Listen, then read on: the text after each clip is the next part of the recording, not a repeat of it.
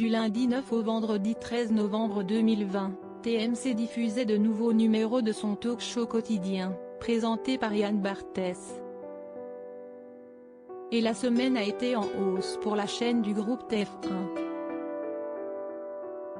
Semaine gagnante pour Quotidien. Semaine après semaine, Quotidien progresse encore en audience.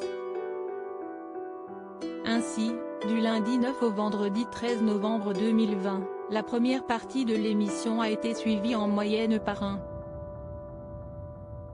31 millions de fidèles, soit 5,2% de part de marché. Sur cette même période, la seconde partie a rassemblé en moyenne 2,06 millions de téléspectateurs, soit 7,6% du public. Pour comparaison, la semaine précédente, du lundi 2 au vendredi 6 novembre, la première partie du talk avait convaincu en moyenne 28 millions de curieux, 5,2%, alors que la seconde avait pu compter sur la présence en moyenne de 1,97 millions d'adeptes, 7,2%. Que ce soit sur la première ou la seconde partie, Quotidien a signé sa meilleure performance hebdomadaire le lundi 9 novembre 2020.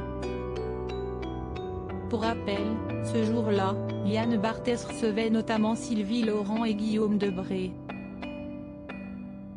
La page 1 a convaincu 1,39 millions de téléspectateurs, 5%, et la seconde a attiré 17 millions de fidèles, 8,1%. Le lendemain, deuxième meilleure performance hebdomadaire pour la page 2,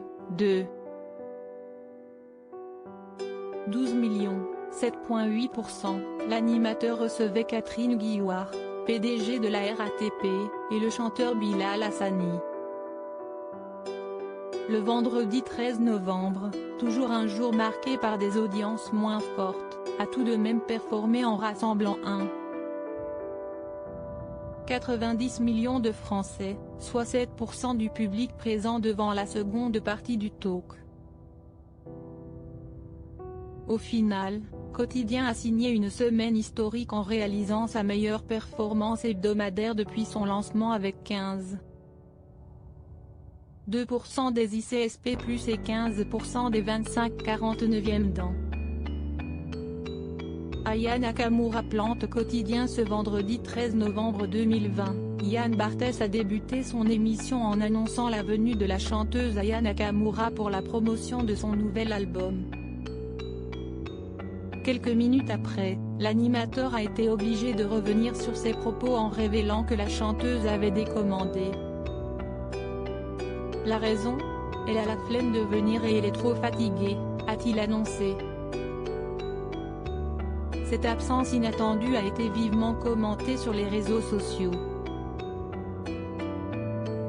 De son côté, la chanteuse a réagi sur Twitter en affirmant « Ni flemme, ni plan, j'avais prévenu depuis 13 heures pourtant.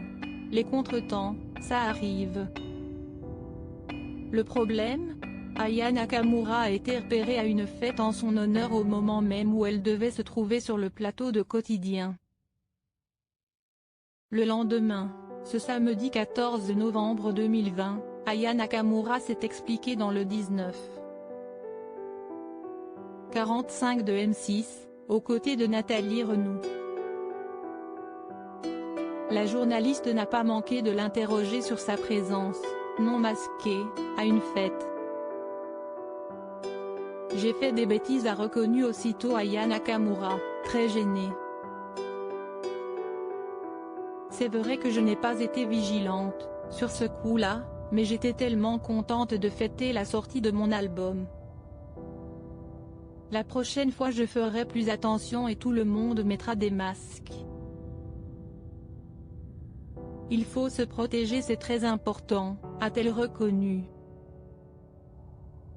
Pour info, le 19:45 a été suivi par 3,33 millions de Français, soit 13,5% de part de marché.